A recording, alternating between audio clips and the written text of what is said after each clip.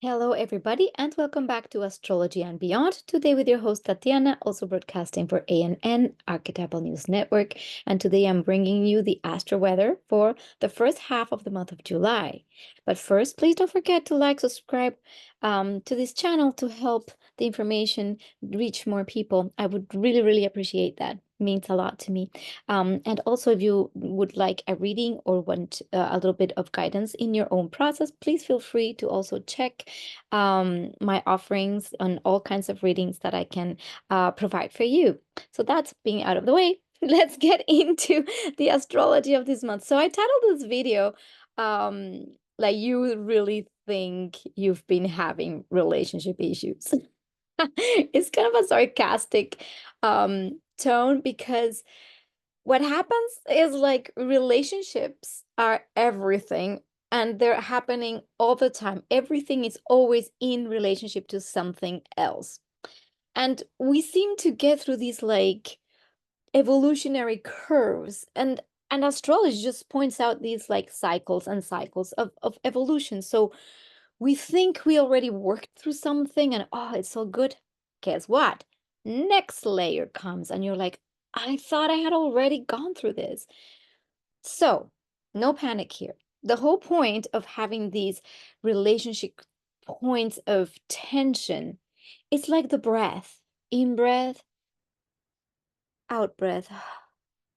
Those are cycles, right? That's just a little cycle. So, in the same manner, there's a moment where there's tension and a moment where there's relaxation. And this is how everything really works.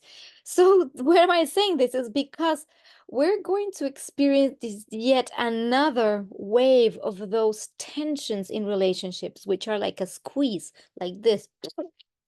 What does it squeeze? Everything that the patterns, the things that are making our relationships inharmonious. And that's going to come again with quite a bit of strength this month. And it's like an ongoing thing. But you know, these points, these nexus points, is what helps us to realize what is happening with our relationships. Now, very important, our relationships is not the other or the other things we relate to. Our relationships are a reflection of us, our own consciousness. So, with this being said, if we take this precious time where these astrological forces and energies help us to look within so we can do those adjustments in our consciousness, there is no crisis per se. So, in moments where we think there's a crisis, the crisis is not lived with suffering. It can be celebrated, it can be expansive, it can be joyful, it can be amazing. To instead of the dreading of the conflict or the dreading of the crisis, is like, oh, again, another crisis, is like, okay, this is opportunity. I am going to look within again, something I might have overlooked in the past in my relationships, something, a pattern that comes back suddenly again. I'm like, oh, I thought this pattern was over. Maybe it's coming back. And then we're releasing, releasing. Remember that as the South Node travels through Libra throughout this whole year, it's inviting that. It's inviting exactly that, to release the codependencies, to release the relationship issues that make relationships not function well. Because Libra is really all about, it's all about the balance. But balancing is not static. Balancing is a balancing act. So within this balancing act, we need to have the awareness of when we're out of balance so we can bring the balance back. So this is all that these energies are going to be asking of us. So I'm just really stating this because a lot of you might be going through maybe again intense issues in relationships, and it's not only relationships with your spouses or partners or boyfriends, girlfriends, or the like, romantic. It's relationships in general, you know. That's just the nature of the beast. So let's dive in into, well, the more specifics of the astrology. Okay, so what is this? Why am I not seeing the view window? Sorry, full screen. There it is. All right. So we're gonna have a few important things this first half of the month. So some retrogrades are happening where Pluto is retrograding. Obviously, Neptune enters in its retrograde. Saturn just entered June 29th in its retrograde, and we will be talking about that because retrogrades are amazing times for reviewing what's been going on in our lives and almost like going back to the drawing board. Why is my face so small? I don't know. This new Zoom is weird. Oh, no. What happened? Never mind. It's not allowing me to stretch it like before. Anyway, we'll have Mercury entering Leo. So again, a shift of energy from Cancer to Leo. There's going to be, especially by the end of the month, but we'll start having those glimpses of Leo energy. And we will have the new moon in Cancer. And Venus also entering Leo. So those are little shifts in the energy that are like important and obviously lots of important aspects. There's always a lot of astrology to cover. So I just feel called to bring forth the most prominent aspects that are going to be like helpful for you. So the first thing I want to like also share is that there is a very important like entry in a sign, which is the entry of Black Moon Lilith here in Libra. Because it's just a change of sign. Black Moon Lilith has been in Virgo for a while, going back and forth, back and forth. And now finally it touches Libra. When any point or planet enters a sign, there is like a little shift of energy. It might not be completely perceivable, especially because Black Moon Lilith is not a planetary body. It is a point in space, but it still has its archetypal meaning. So take what resonates with you, but I do feel that sometimes some of the other planetary bodies or even the not the outer planets, but the dwarf planets and beyond, like Chiron, can have an impact depending on what we wanted to read. So in this case, I feel Lilith is quite important because Lilith is like the wild, raw feminine.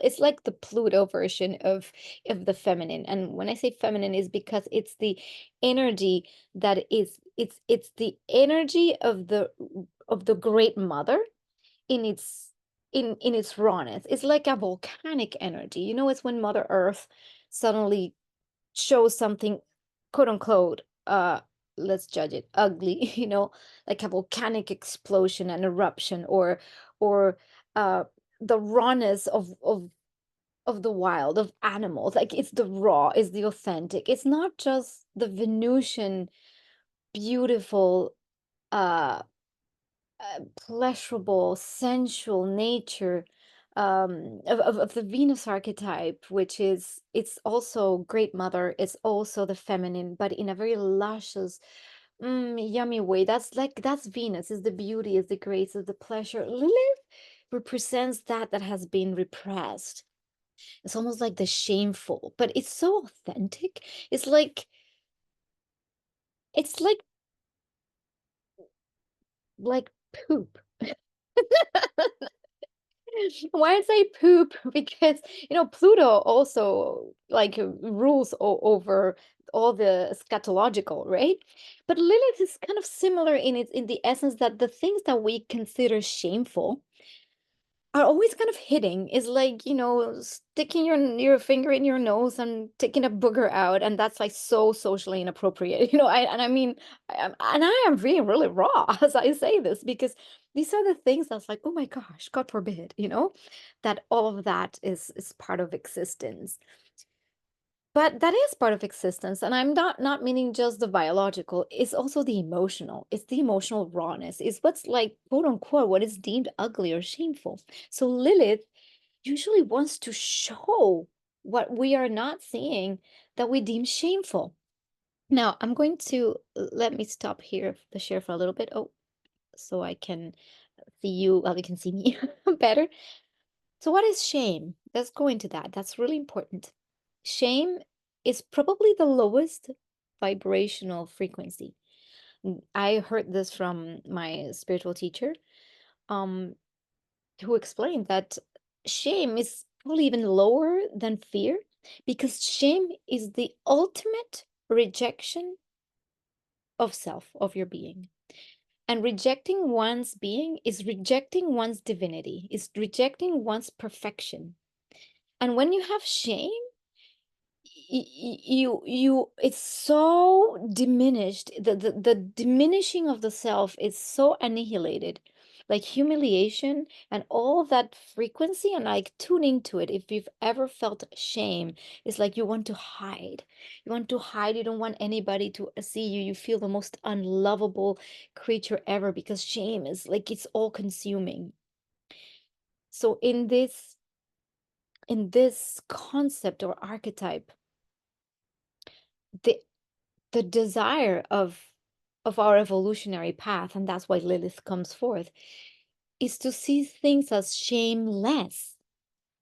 Shameless, meaning you accept yourself. Does it mean that you're like aggressive and offensive? No, it doesn't mean that. It means that you accept yourself with all of who you are and what you are, the ugly, the pretty, the raw, the intense. Some women are always qualified of intense, of needy, of this and that. And you know what? That's part of the experience. It's experiencing all that is, including the wild, the great, the exciting, the passionate, the sexual, and all the taboo stuff that is never really kind of completely overly openly talked about. I mean, maybe while the Pluto in Scorpio generation is out, we have more access to all the raw and the taboo. Just look at, some singers, or like, let's say Miley Cyrus, for instance. I just pops into my mind that are like completely like raw and authentic, just going, this is me, and if you don't like it, you know what, F you. That's like a very good example of like how Lilith can show up. It's like putting yourself out there with your authenticity.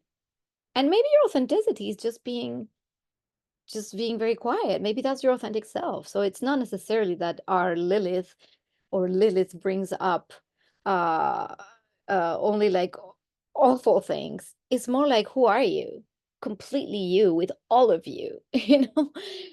So the reason why I bring this up is because when Lilith moves in Libra, authenticity is going to be of the essence.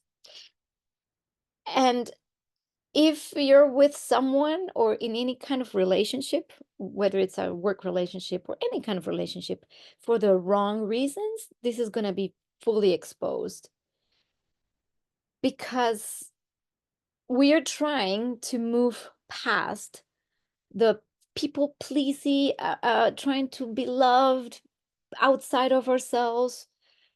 That's what the South Node in Libra is trying to purge. So we're having these waves and waves and waves throughout the year of these moments where we might feel a lot of shame, a lot of discomfort in conflict. How uncomfortable it is when you have to say something that bothers you to someone you love, and you're like, oh, and you go like, oh no, it's okay. But it's totally not okay. So this is the opportunity through these transits, when Lilith moves in Libra, to be brave and bold and be okay with what you're feeling, with what you have to say, and love yourself so much that there's no shame in that. That saying what is important to you, what is deep in you, even the hurt, the shadow, it's not shameful. Because when it is shown willingly, then it does not come as a crisis. Because the issue is when we repress it and repress it, well, Lilith will, you keep repressing, that volcano is going to explode. So if you do it like willingly and go, look, I am able to see my shadow. I am able to see what I can be. Let's say maybe I'm needy. I'm super needy, and I notice this neediness, and I notice it. I'm like, oh my gosh, I'm very needy. And then I'm trying to like always ask and beg for love or like attention. Let's say that's something I see. So instead of projecting it onto my partner or on people, I can say, wow, right now I'm feeling this neediness. And you can voice it to people that you know that will hear you. I am noticing I am feeling very needy.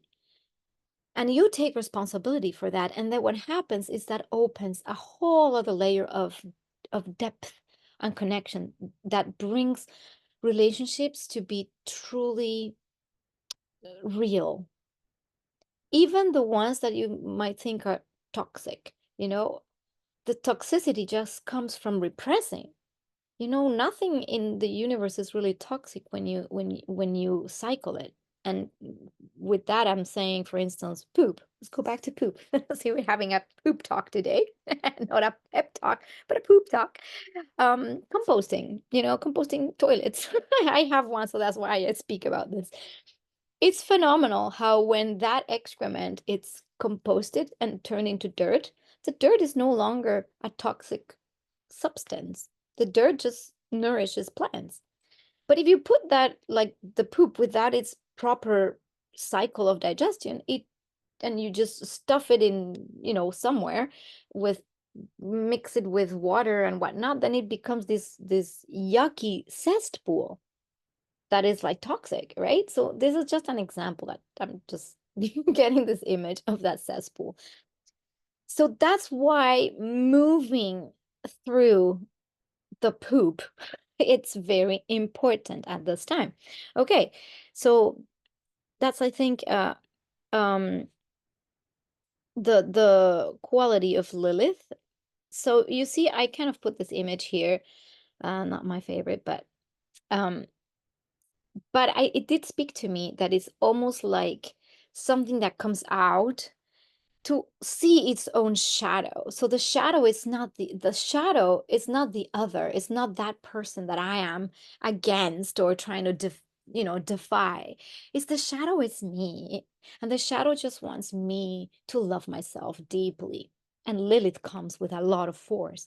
So this is what can happen when we get this, especially because Lilith entering Libra is going to be trining Pluto. So it's like a double super mega whammy of transformational energy. So intense transformation in relationships. If you really do that conscious work, what can happen is like we find new levels of connection, depth, and balance because it's in Libra.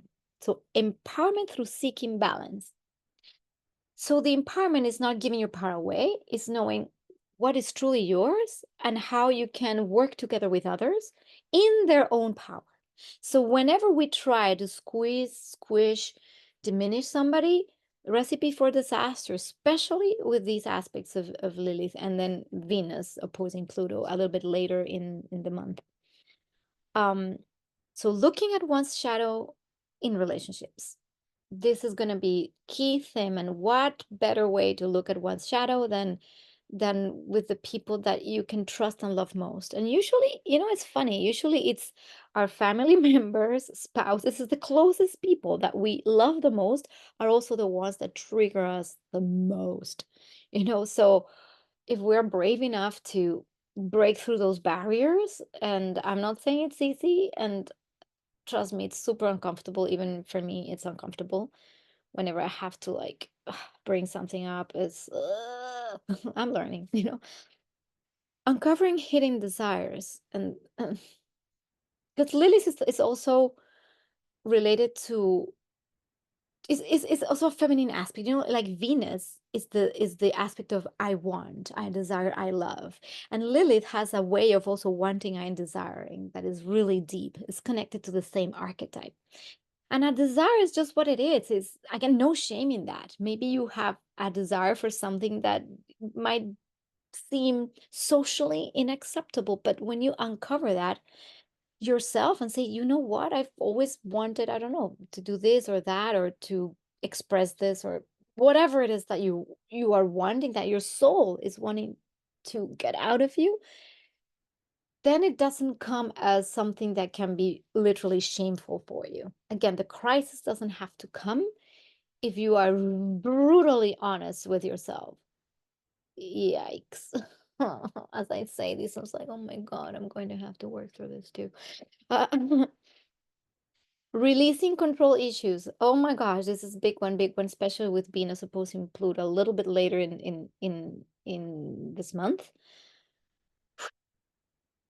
If we are still trying to manipulate control or do things like guilt tripping, it's not going to go well. Relationships are going to start getting very, very strained. Because what we're moving towards in reality, and the reason why we're purging all this dysfunctional relationship stuff in the world, we're moving to a whole other way of relating. That if we truly want to be in the heart and moving through love, control is going to have to go out the door. And that is very difficult because the reason why we control or want to control things is because of fear.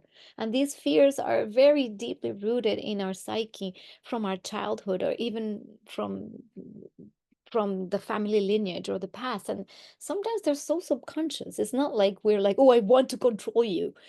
No, it's not how it works. It's more like you just do it. You don't know, you're not aware. It's a blind spot.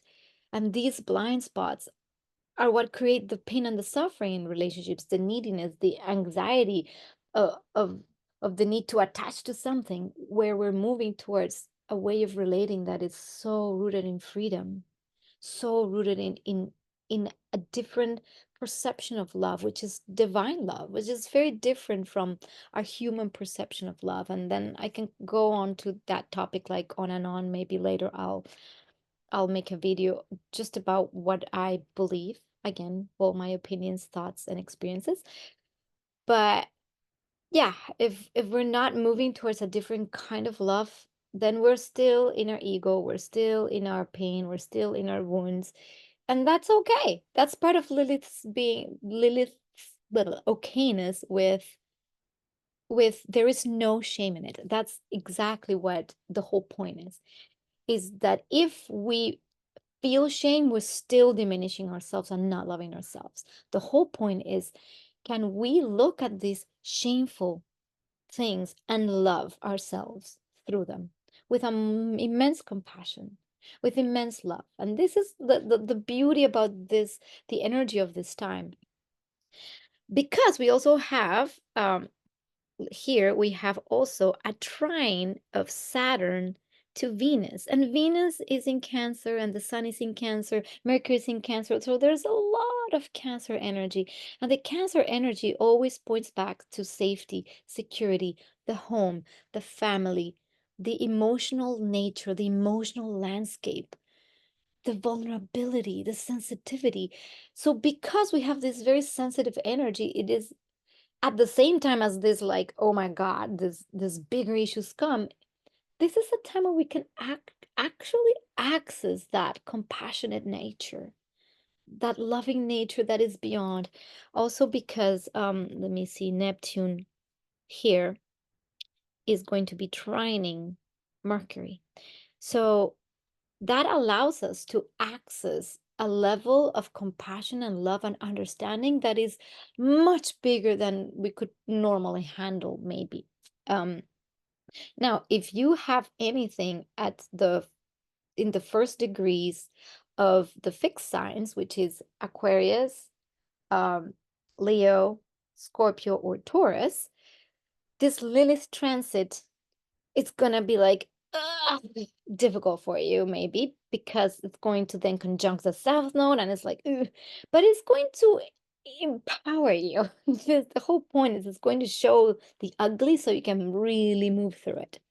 So what can happen now with that trine to Venus and Saturn, including this Cancerian energy, is that we could have enhanced intuitive communication, which means like having such a sense of what the other one needs through that compassionate nature that we're able to almost go, oh my gosh, I see you, as like, wow. There's also a potential for creative and imaginative thinking because Neptune trine Mercury gives us this capacity to access like the dream state, to access imagination. And then the sky's the limit when we have these aspects of creative potential. There's a lot of healing possible if we access our creativity, even artistic pursuits. There's emotional understanding and empathy. And this is why, if you want to heal relationships at this time, this is great because all the energy is saying, please go have those conversations. Please be vulnerable because there is a space for that to hold you. Spiritual and mystical insights. Again, this is Neptune, Mercury. Because it's a trine, I think at this moment, anything that is like channeling, writing, journaling, um, might come easy. And as much as we always need discernment, when it's a trine, you might feel that things are much more clear, much more obvious, even though obviously Neptune wants to dissolve. What Neptune is doing is dissolving the egos of the barriers of the ego to almost be able to see beyond a veil, a different reality, or even a different way of accessing our own emotional nature, because it's Cancer, it's water. So very in if you get in tune with the element of water at this moment in time, with and the water is this, right, is yin, is the emotional. It's not necessarily all the go go do, is more the feel sense, and then make decisions based on intuitive hits. And I know for some people that could be very difficult, especially if you're not naturally an intuitive being. This could be like, what is happening to me? I feel like I need to do this, but my mind says this. And like, well, this is when trust those intuitions, because the energy is really wanting you to move intuitively towards something. So great time to be very grounded, very aware of your energy here and now, and what feels right, go for it. What does not feel right, hold off. It doesn't mean that it's not right at all. It might be just at this moment. And again, the mystical insights is when we can get downloads. Um, Stable and compassionate relationships. So what happens through this Venus trine Saturn is that if we're doing this work, the rewards, because Saturn rewards the work, helps us move and say, gives us a push. It's not through the heart of like, oh, this we have to work so hard for the relationship. It's like, wow, is the support. In this case, Saturn feels like it wants us to have more solid relationships so we can trust each other more and deepen the bonds. So we can also have harmonious emotional boundaries. And what is that?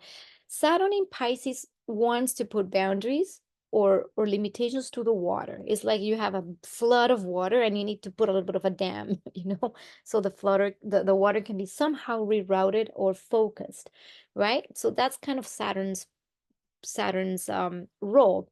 So this emotional containment, so that if we are emotionally responsible, we're not just projecting all the BS and onto the others. We are responsible for our emotions. And if we do that work, what comes out of it is that the relationships become so much more strong and long lasting. And again, all relationships, I mean, mother, daughters, fathers, co-workers, spouses, partners, animals, you name it, right? This can also foster some deepened emotional commitment, which is when you reassess whether or not you're committed to a process. Why? Because relationships are not like, they're not like Hollywood style, movie. The Hollywood movies are just phenomenal because they'll just say, well, there's the romantic story, they get together happily ever after. I mean, not all Hollywood movies, but you know what I mean.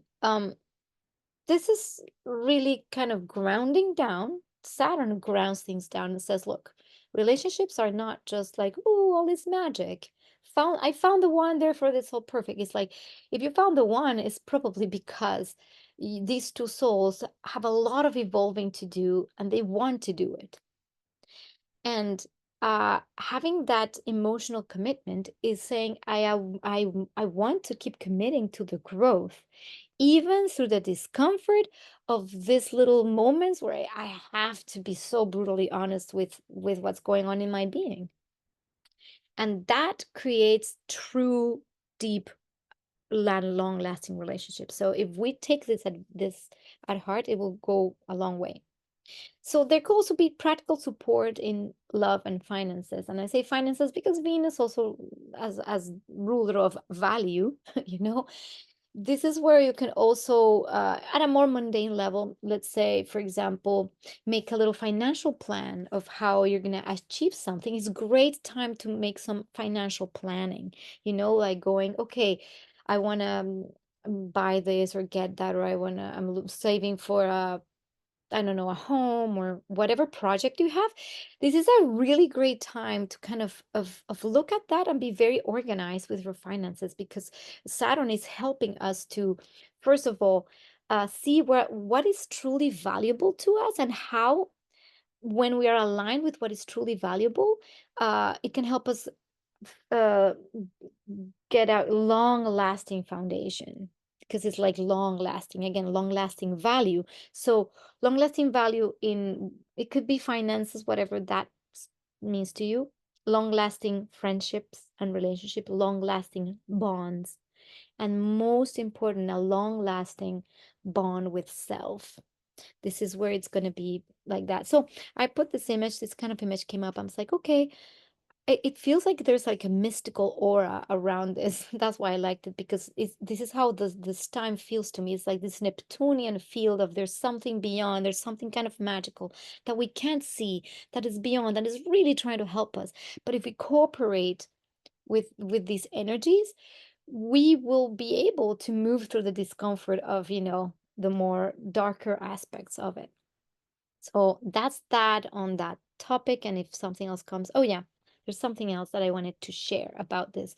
Recently, I learned something about something called forum that is done in certain communities. I don't know exactly all the details because it's a very novel concept to me, but apparently it's practiced in some communities, like one in Portugal called Tamara, and it came from communities in Germany that have been living together. And what happens with communities in general is that is like, that's the extreme of relating, because it's easy to relate to one person, but imagine when you're with a community of people. And a community doesn't necessarily mean everybody in the same space, but community is anything where beings are in a group. That's why the 11th house rules communities and groups, right? And Aquarius and Pluto in Aquarius rules communities and groups.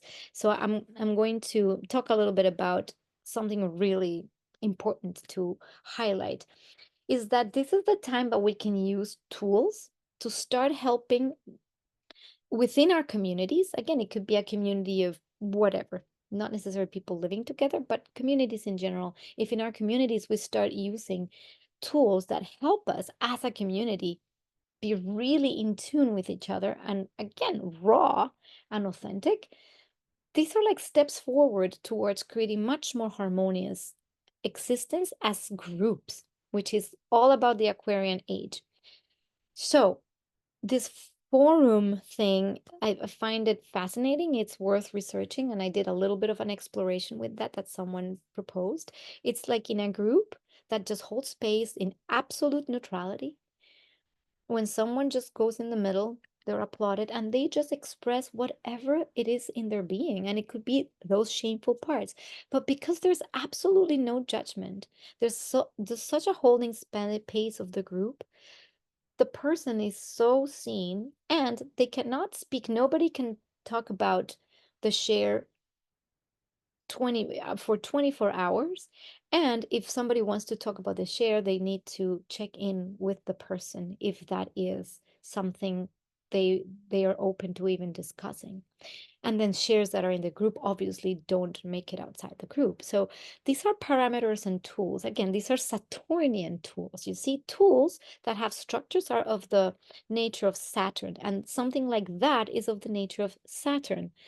To put some kind of emotional container, and with that trying to Venus, this is a good time for those kinds of containers to be implemented, where we can grow together, but grow in a way that feels safe and long lasting. And apparently these communities, the reason they have lasted so long with all the human emotion and drama and complexity is because they have these tools that are very novel. Like people don't do this. 99.9999 of the planet does not do this. And this is why these are like very fringe communities that we're just starting to know about.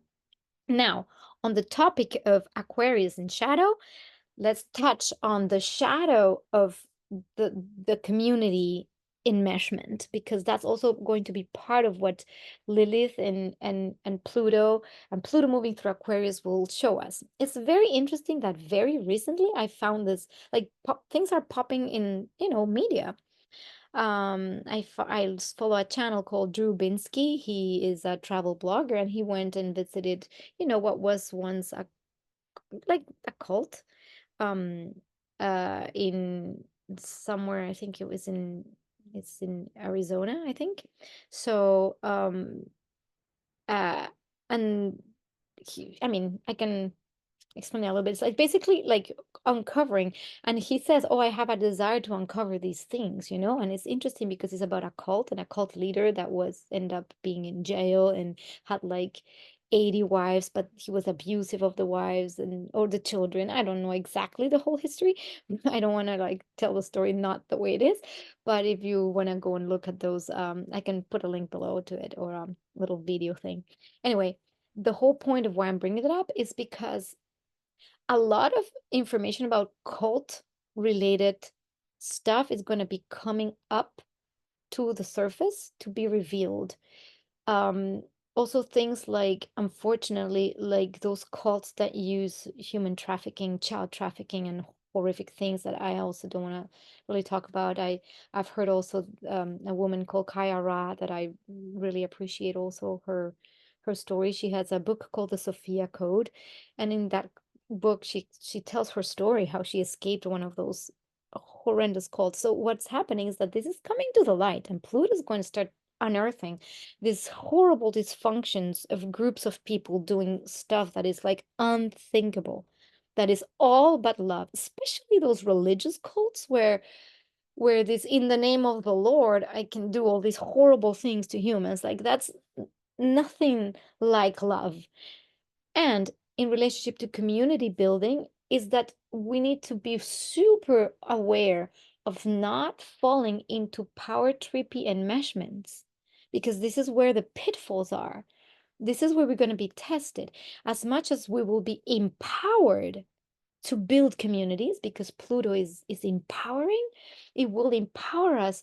It will give the power back to the people, the sovereignty, so groups of people can come together and have a life that is non-depending on one leader, or yeah, again, like a gurus, leaders, presidents, all that stuff that's leaving, that's going, it's going, people, going. So if we are aware of how to use the best of our abilities and tools to create these, coming togethers of communities with tools such as forum. And I don't mean that that's the end all and be all. I just saying that these tools are going to be very helpful in the future to bridge those gaps. And yes, beware when people are going to start coming in different kinds of communities to, create different models of existence. Have always in the back of the mind that the ego, the human ego, is very volatile, and even with the most loving open heartedness, we're still human and can still fall into all of those pitfalls. So always just be aware, just have awareness.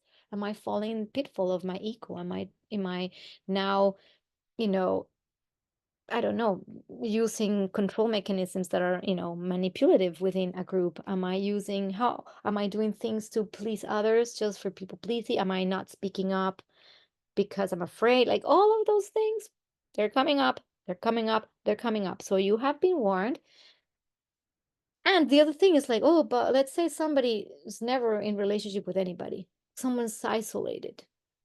Well, guess what? The shadow also of Aquarius is absolute isolation. So that means you are in the shadow of being completely removed from society.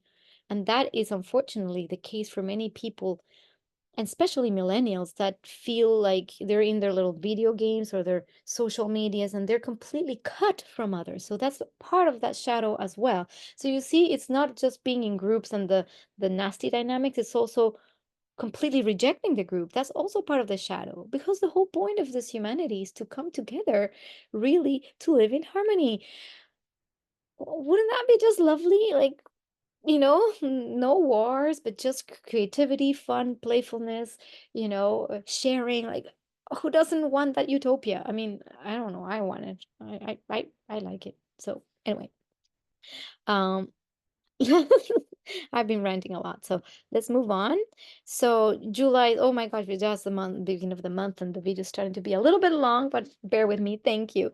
So the Neptune retrograde and Mercury entering Leo. So the Neptune retrograde and coupled with Saturn retrograde here and the Pluto retrograde, it's just a time of rebuilding and reflecting. This is a time where we want to rebuild, not rebuild, that's probably too much, but reassess, first of all, what we have done, our goals, our dreams, and our creations of the past year, and see if they're still in alignment with our soul. And if it's not, this is a time to kind of reroute. Maybe you had an idea and you thought you were going for that, but maybe you're off, or you veered off. So this is time to kind of veer back on track by spending time with self, being inside of your being, reassessing if what you see around your life is satisfactory to you, or if there's still things that are just not functioning that you want to change. So this is a great time to reassess and look inside again, look inside the dark, the beautiful, look at all of it. So this is kind of part of that retrograde. This is also when people from the past may come, relationships from the past may come. Like anytime we have these like relationship things that have not been completely completed and there's patterns, we will be shown those patterns again and again, sometimes through people from our past, or sometimes through maybe new people, but that just bring up the same pattern. And all our actions, Saturn rules over the karmic actions, basically have consequences. So if I keep choosing the same thing and the same path and the same behavior, well, guess what? You're going to get the same, the same, same, the same, same, same, same, same. So being brave is part of the equation of just do it, especially through at this time where Pluto and Mercury will be also opposing each other. I'm telling you, this is such a time for having those difficult conversations. And by all means, the thing is, like, that could bring up so much obsession, compulsion. These first week can be very intense in relationships. So just hold on to your sense of self and your self-love. Now, other good things on the horizon. Okay, Cancer new moon. So the new moon happens on July 5th. Again, I don't put too much of emphasis in a new moon unless there's like huge aspects. However, this new moon does have the conjunction of Lilith to the south node, which will bring up, it's going to be, the new moon is going to be squaring that south node of Lilith. So this may bring a little bit of those relationships issues really to the forefront, especially when it comes to emotional sensitivities. Uh, and this is a great time to look at plant those new seeds, because new moons plant new seeds. So if we are using our emotional maturity, like I just said before, within the discomfort of trying to still be attached to those old patterns, but we use that maturity and those tools that we can access. And again, therapy is great. Maybe friends that can listen to you with a neutral, empathic ear. Because what could happen if there is like a lot um of um he said, she said, or opinions on this, that, like that's not helpful to in the transformation. What is really helpful is is actual neutral listening. Empathic listening is the capacity to not judge anything that somebody's sharing. So if you have a friend that has that capacity, this is a time where you could maybe have those purgings, or just a therapist, somebody can listen to you and help you move through these difficult moments. Um, or possible moments. And again, especially when you have the first degrees of Leo, Aquarius, Scorpio, or Taurus, if you have anything in the first 10 degrees, I would even say 15 degrees, poof, man, are you being like bombarded by this theme? Okay, and by that I mean personal planets or angles. So your ascendant, your IC, your midheaven, or descendant, any angles or planets in those first degrees uh, can be challenging. So ease yourselves and be brave. Um, However, we do have a Jupiter in a sextile with the North Node. So what's beautiful about this is that there are also opportunities for expansion towards your own self, because Aries, remember, is and in the opposition of Libras. Who are you and what do you go for? What are you? It gives you also the courage, because Jupiter might just put a little bit more courage into that path, into the getting getting towards where you really want to be as an individual. So you see, this is like, and obviously it will be also trining Lilith. So what's happening is, as Lilith squares the new moon, but Jupiter trines Lilith, it gives us almost like a boost of confidence in ourselves, in our true, raw, authentic self. So take that for this new moon and be, I am this, I'm who I am. This is me, raw, vulnerable, and beautiful. And you'll see that the rewards are going to be paid. Instead of, I'm just going to put more makeup on, make more surgeries, pretend that I'm like to be loved and liked. That's not going to cut it. What's going to really cut it is your open heartedness, is your vulnerability, your sensitivity, and planting that seed at the new moon might have beautiful rewards in the long run. I'm telling you, with Saturn doing what it's doing, you'll reap the rewards of true connected relationships. Now another like cool thing happening, let me see, it's the well, not quite yet, but okay, here we are into the Sun Saturn trine, so a little bit later in the week, July 11th, it's a Thursday. So we'll have the ingress of Venus in Leo. So the Leonine energy brings us a lot of fun. It could bring the desire for self-expression, because Leo is all about self-expression, showing. Now beware, because also Venus Pluto is going to intensify the Lilith themes. Why? Because if you're way too jealous, way too manipulative, and way too needy, and wanting to like be seen, loved, and recognized by another at all costs, it's not going to work. It will provide more suffering and crisis than not. This is why, again, forum, and actually forum, there's something called forum theater, which I think is like an even further development, could be great. If you take this as a play, literally, and play out all those uncomfortable things, then you're not going to have to live them as a real crisis and potential suffering, jealousy, and all of that's beautiful stuff. You see, da-da-da, I put this image here, which is like, it's such an intense, Venus Pluto can be such intense bonds, and the intensity can burn, you know so intense power struggles, like if you don't get what you want, you're gonna do whatever it takes. Ooh, no. So, but it also brings with it the transformative and passionate connections, which is like, this is what we want. We want a breakthrough to the connection. But sometimes if it's too much, you're too close to the fire, you're too like this, the thing explodes. So what do we do? Action. Cool, cool down. I know. Take the space. Take the freaking space.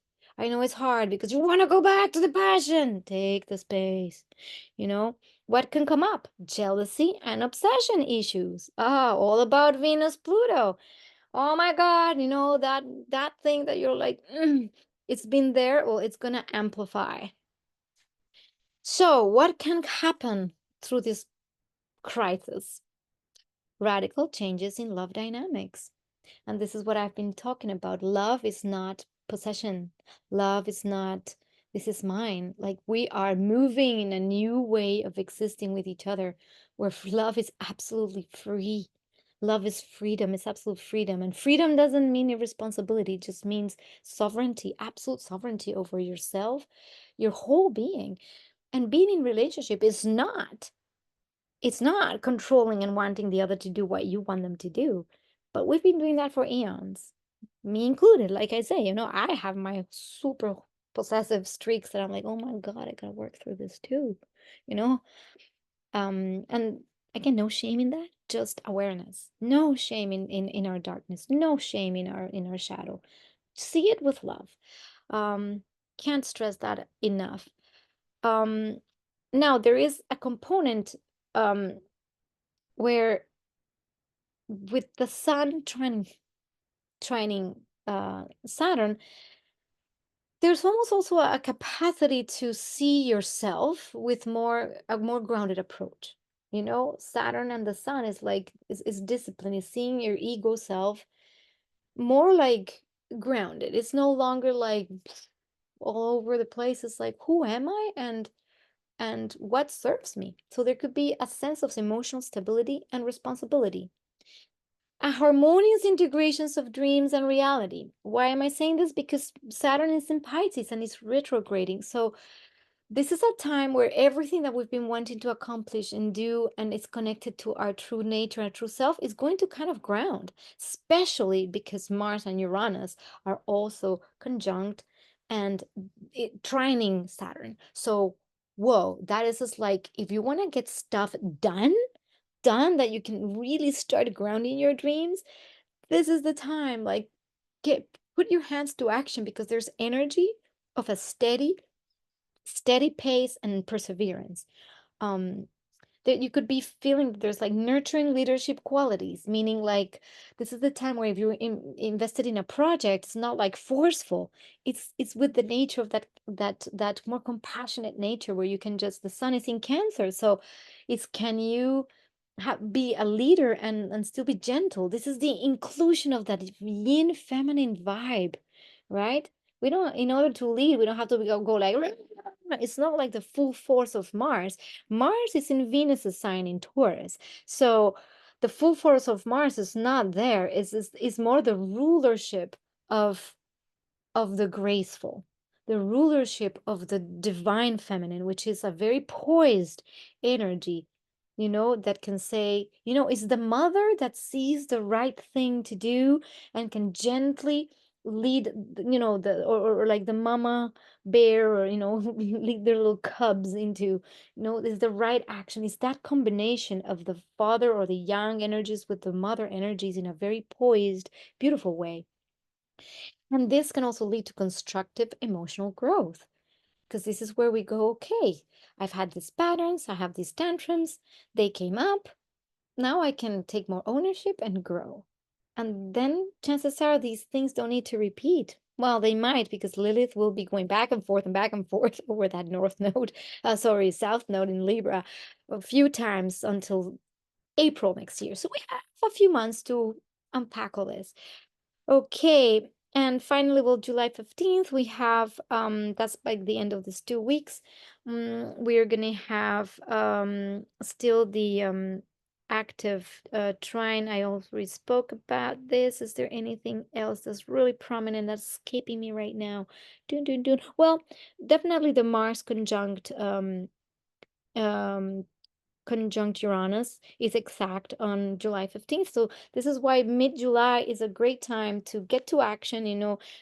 Saturn, it's still, I mean, not quite anymore. It's not in the sextile, but it's it's still kind of having an action to the sun. And the sun is in sextile to these two guys. So I wanted to read a little bit about the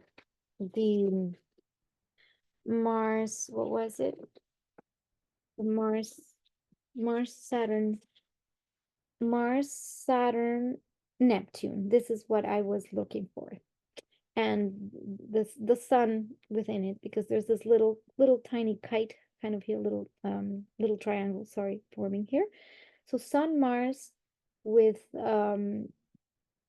Neptune, and the sun is like the last thing that I wanted to mention. I'm going to read from The Archetypal Universe by Ren Butler, something I really uh appreciate Ren so much. I love you, Ren.